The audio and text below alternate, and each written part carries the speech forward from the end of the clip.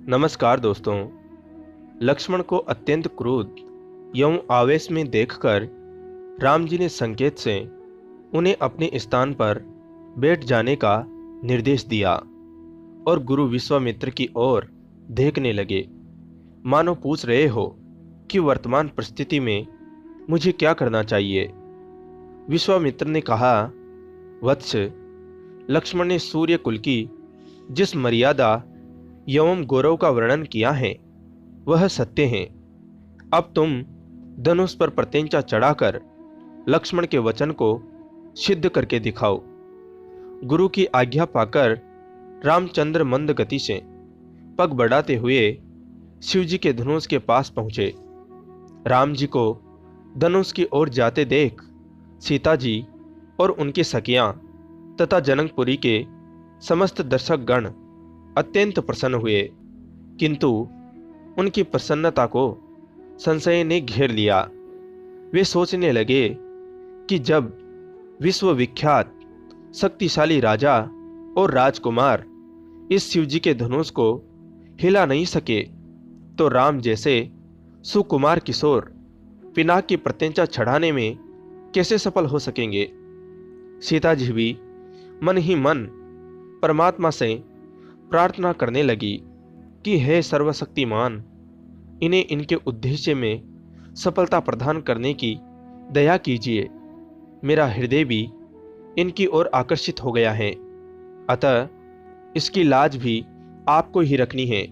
हे प्रभु, आप अपनी अद्भुत शक्ति से इस धनुष को इतना हल्का कर दीजिए कि यह सरलता से उनके द्वारा उठाया जा सके। धनुष के पास पहुंचकर राम जी ने हाथ जोड़कर पिनाक धनुष को प्रणाम किया, परिक्रमा की और बीच से पकड़कर सरलता के साथ उठा लिया और खेल ही खेल में उस पर प्रत्यंचा चढ़ा दी।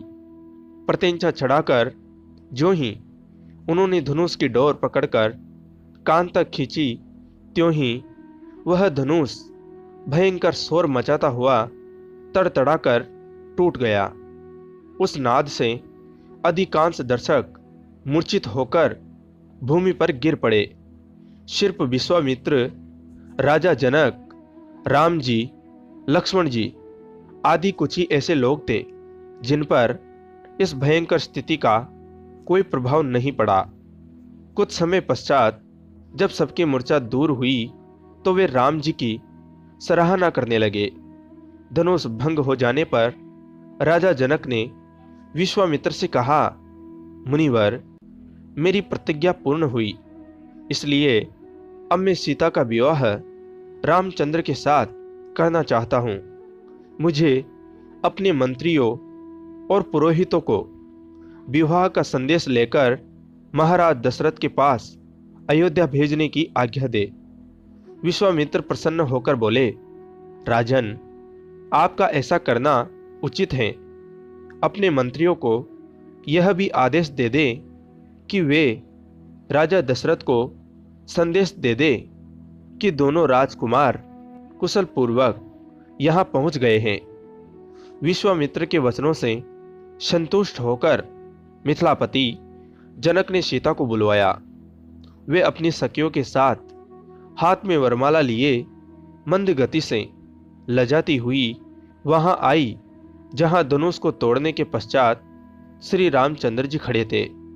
सखियों ने मंगल गान प्रारंभ किया और लज्जा, संकोच एवं हर्ष के भावों से परिपूर्ण सीता जी ने धीरे से श्री राम के गले में वरमाला डाल दी।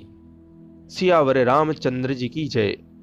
दोस्तों, कथा आपको कैसी लगी कमेंट करके ज़रूर बताएं। अच्छी लगी हो तो वीडियो को लाइक ज़रूर करें, चैनल को सब्सक्राइब कर घंटी को ज़रूर दबाएं। कथा को अंत तक सुनने के लिए आप सभी का धन्यवाद दोस्तों। जय हिंद, जय भारत।